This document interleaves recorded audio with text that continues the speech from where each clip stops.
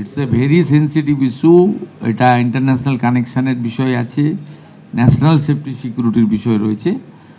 Initially এটা নিয়ে আমার অন্তত কিছু বলা উচিত নয়। এটা এসটিএফ ডিটেলসে বলবে। আজকে পিসি নেবে বর্ধমানে, তারপরে তাদের কাছে এলে তারা আরও ইলেকট্রনিক ডিভাইসগুলোকে অ্যাসেসমেন্ট করতে হবে। এটা তো ন্যাশনাল সিকিউরিটি আমার একার কথা নয়।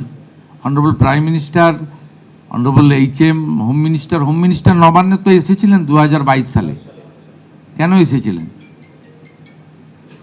এখানে পূর্বাঞ্চলে 4টে CM-কে নিয়ে মিটিং হয়েছিল, রিজিওনাল মিটিং। কিন্তু আমরা যখন উনি লেফট করছিলেন, সিঅপ করতে গেছিলাম আমি এবং ডক্টর সুকান্ত মজুমদার, আমরা জিজ্ঞেস করেছিলাম যে আপনি ওখানে চলে গেলেন, ওনার সচিবালয় ওনার সঙ্গে মিটিং করলেন। আমাদের একটু অভিমান ছিল।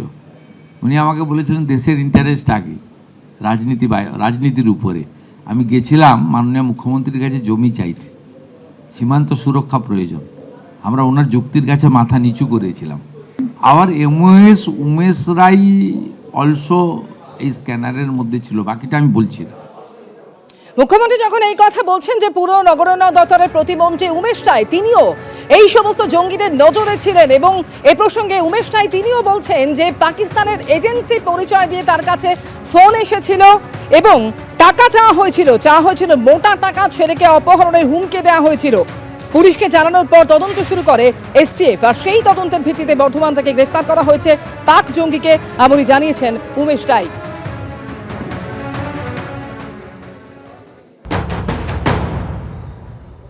দু মুখ্যমন্ত্রী কেনা তারা এর আগে দাবি করেছিল যে তারাই মুখ্যমন্ত্রী আত্মসহায়ককে ওরাই মার্ডার করেছে, এরকম দাবি করেছিল। আমার কাছেও কয়েকটি থ্রেট এসছে। আমি একটাই কথা বলতে চাই যে এটা ওই পশ্চিমবাংলা নেই যেখানে জঙ্গিদের আড্ডা হতো। এটা নতুন পশ্চিমবাংলা, যার নেতার নাম হচ্ছে শুভেন্দু অধিকারী।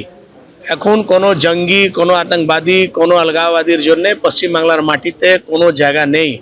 এই ধরনের যত সন্ত্রাসবাদী গতিবিধি এখানে হবে, আমরা তাদেরকে ঠিক সময়ের মধ্যে তাদেরকে চিহ্নিত করব, ধরবো, আর তাদের বিরুদ্ধে যা করণীয় সেটা হবে। আমাকে পাকিস্তানি একটা এজেন্সি থেকে অনেকবার আমাকে থ্রেট করেছে, আমার ছেলেকে কিডন্যাপ করার থ্রেট করেছিল। আমি কোনোদিন সংবাদ মাধ্যমকে এই বিষয়ে বলিনি, পুলিশকে জানিয়েছিলাম, পুলিশ ব্যবস্থা করছিল। আমার মনে হচ্ছে তারই পরিণাম এটা। এটা বিগত 1 মাস ধরে এটা চলছিল। আমি যেদিন মন্ত্রী শপথ নিয়েছি তার 10 দিন আগে থেকেই আমার কাছে অনেকগুলো ইন্টারন্যাশনাল কল আসতো। চলে আসি পরের খবরে। মোহাম্মদ নাজিবউদ্দিন ওরফে টুলু মণ্ডল বীরভূমের বেতাজ বাদশাহ পাথর সাম্রাজ্যের মালিক, এবং তার সম্পর্কে এখনো পর্যন্ত নানান তথ্য উঠে এসছে। বিপুল পরিমাণ সম্পত্তির হদিশ মিলেছে। শুধুমাত্র সোনা এবং টাকাতেই 150 কোটি। কত সম্পত্তির মালিক এই টুলু মণ্ডল? তার অ্যাকাউন্টে 93 কোটি টাকার হদিশ মিলেছে। সোনা এবং টাকা মিলিয়ে মিনারের ঘরেও 50 কোটি সম্পত্তি পাওয়া গিয়েছে। অডি, BMW, ট্রাক, ক্র্যাশার সহ বাজেয়াপ্ত করা হয়েছে 242টি গাড়ি এবং 300 বিঘা জমিতে মোহাম্মদ বাজারের টুলুর 21টি সম্পত্তির এখনো পর্যন্ত মোট হদিশ পাওয়া গিয়েছে, যার মধ্যে রয়েছে 7টা বাড়ি, একটি ফার্ম হাউস, একটি পার্কিং লট, 2টি পেট্রোল পাম্প। ডাকাতি সূত্র ধরে তদন্তে নেমে পাথর মাফিয়ার সাম্রাজ্যের হদিশ মেলে।